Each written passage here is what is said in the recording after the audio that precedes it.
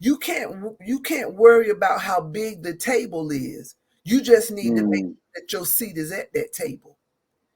that's correct. If I had not been in place and did these videos to encourage people, you don't even understand some of the messages that I get in my inbox on LinkedIn. Thank you, Miss Makata. Thank you, Dr. Makata. I was going through divorce and I somehow your post came across my feed today and it gave me the encouragement to hold my head up. Thank you. I was praying and seeking for an answer. And this morning you had my word. I don't know what I'm gonna Mm, say most of the time, but I endeavored, number one, to make a difference, number two, to walk in purpose, and number three, not worry about the accolades, the attaboys, none of that. I do it because I know that that's my purpose in life. And that's how you have to combat what we're fighting in society today, what we're fighting in the prison system, what we're fighting in our neighborhoods. We got to start where we are with who's in front of us at that time, because you'll never reach the larger until you can manage and reach the smaller version of it. And your impact can change that person's life. And then it'll spread like wildfire mm. because it becomes authentic. It's the core of who you are. It's not what you're doing, it is who you are. Yeah, yeah, I think so. I think that, it definitely comes down to being exactly who you are. This world does have a lot of influences, a lot of coercion, manipulations, and stuff like that, and can move people out of their path. That's basically why I created this podcast, is to show people that yes, I am the data, we are the data, we are the data of our change. It starts with us. It's about who we are. And I said, well, what about the collective? The collective is us. We're part of that whole spectrum. But if the individual chain that you create for the bike, that one individual chain pops, even though it's a part of the collective, everything shatters. Next thing you know, you flying off the bike, you're in the middle of traffic, you're like, please don't hit me, right? And it's like, because you're not paying attention that one little link, it was an individual, a part of a collective whole. And when if that link shatters or that link pops, which is you, that collective whole that you're a part of, it also shatters as well. Your friends, your family, your co-workers. And also, basically, condolences to you as well, that one of your co-workers passed away the other day, that I saw that, and I want to commend you, for, putting him out there, speaking about his life, his journey, and the losses that he experienced. He was married, he had children. And, as men, we'll look at systems and try to define one another according to systems of what we do and what we don't do. A man reached out to me the other day in my inbox and was like, come to one of my events. And I was like, yeah. So I looked at the event and I seen that the event was a paid event, you know, and I was like, well, I didn't reach out to him to come to the event. He reached out to me to come to the event, but now I got to pay for the event. So I said, instead of me just saying no, let me reach back out and say, do you have a sponsor? Because I seen he had like a sponsor component there. So I said, do you got a sponsor for this event? And he was like, I don't understand. Are you trying to sponsor somebody, or do you need to be sponsored? And I said, well, I need to be sponsored, And I never heard another thing after that. It was like straight silence. And I'm like, you'll see what I'm doing. You'll see the work that I'm doing. And you're like, all right, let me see how I can pull from this individual instead of cultivating me. If you have a space where you can cultivate me and build me, then that's a great thing, because I'm going to tell you something, man. Everything come back full circle. So it may be in a space where I'm 5 years from now, 10 years from now, where I may see you and say, oh, man, I remember that brother. I remember that sister. They actually helped me out when I was doing certain things. They actually gave me knowledge and wisdom, you know what I'm saying? They actually, came on my podcast and supported, the growth of my system, so I could actually build and reach other people. And that's how I remember that person. Let me reach back out to that person, you know what I'm saying, as that collective whole, you know what I mean, and bring them back, you know what I'm saying, to the link. You know what I'm saying? So we can continue to do the things that we need to do as men. You know, the collective concept that within the collective fold, you'll see that I'm greater than you type of concepts, right? And there's no greatness, right? We are all on this journey to understand life. And our connectiveness is important. It's like if you, like for instance, you go and kill all the bees in the world, we messed up. You say you're greater than the bee, but if you harm the bees, we're messed up, bro. Not only that, we're not gonna have no honey, but we got no insect that's gonna pollinate, basically pollinate the other trees and pollinate the plants, so we can actually have fruits and vegetables and things like that that we say that we need as a vegetarian or dietitian or things of that nature. That little bee is as great in life as you are. When we put ourselves on these higher plateaus, we can't see what's basically there as a part of our whole. We can't increase what we can't see. And that's what you were saying before. You have systems that say rehabilitation without understanding the essence of what they're trying to rehabilitate. When I was in apartment corrections, I was reading the concept and they was talking about habilitation. And habilitation was basically a person does not know or ever will know basically how to basically reframe the fabrics of their lives to and bring them back to a higher plateau. And when you see things of this nature, you know that we don't have the faith that we need for humanity to prosper, to thrive, and to come through unforeseen forces. We don't know what's going on. This is why we're here to actually find out certain things that is going on. You know, I got to go back to the word rehabilitation. Rehabilitation means to rebuild. And you cannot build on a foundation that is not there. A lot, if in my course of having to have dealt with formerly incarcerated and incarcerated individuals, I love to ask questions. And one of the number one questions I would always ask is, what was your reason? What was your why? And I've heard many different explanations of how and why and what happened as to this turn of events in that person's life.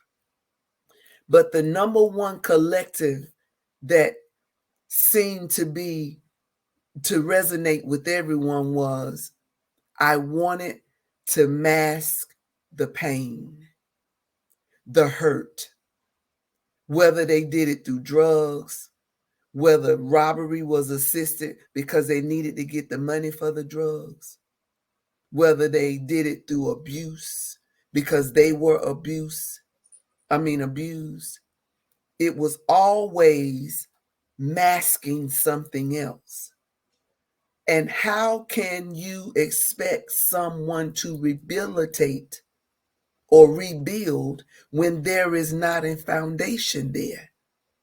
You have to go in and lay that foundational work, plow up those roots and those weeds that have grown for so many years, that have deep roots in them, that have strangled out every ounce of belief that it is something better, and then go in and plant and then water and cultivate that mindset, that ideal, that hope, that love, that grace for that person's life. That's the way that rehabilitation starts. And I can honestly say it's happening. I want to say it like this. I had the opportunity to go on one of the prison tours with Mr. Cardell Sims, the Behind the Wall Reentry. And what impressed me, what impressed me the most is that I know that the majority of these tours that he is doing and the team that he has assembled, and I'm grateful to be a part of the team whenever I can, he does it out of his pocket. Nobody pays him to do it. You know why? Because it's his passion. He wants to serve. That's when you know it's taking root. It's breaking up that fallow ground.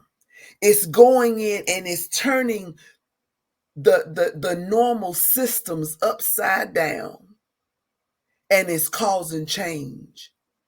Grown men and grown women behind that wall breaking down and crying and saying, thank you.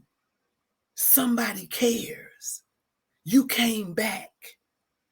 I can only imagine that for him and all of the team that put their time aside, saved their finances up so that they can travel, all the letters that he sent out and said, I can come to your facility. Let me come and do this. I will do it on my own dime, even when they can pay,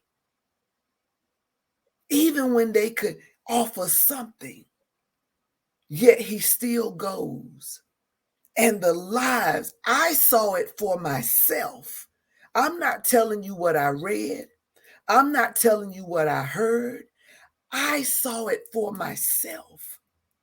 That the incarcerated individuals were saying, my God, somebody cares. You teaching them vision boarding, how to go back and change your mind by looking at a vision and saying what you see on that board, that it can be yours. You're teaching them finances, how to get your credit right, how to go back and clean your credit up. You're teaching them educational resources while telling them about your story and your journey with no apologeticness about it. That yes, I was a felon. Yes, I made mistakes. This is what rehabilitation looks like. Yeah, it's stripping the veil. It's stripping the veil, man. It's actually moving in real time and real spirit, and understand that there is no utopia for life. You know what I'm saying? We cannot hide behind the past. We cannot hide behind the shadows of what life post and tell. Life is going to be what it's being, and that's what it is. We want to be able to say, listen, this is a part of life, this is a part of life, and this is a part of life as well. I went through this passageway, I went through this portal, I came out this way, I came out that way, and to show that, you know what? I'm not the only one. I'm not the only one. It's just like when Christ opened that portal up. He said, he that believes, follow me. And he walked through that portal, and other people were standing there like, yo, bro, I do believe, but I don't even know if I want to walk through the portal because I don't know what's on the other side of that portal, right? And when you coming into self-awareness, and when you coming into changing your life, that's that portal for your life. That you're shooken, man. You know what I mean? You're afraid, right? You're scared.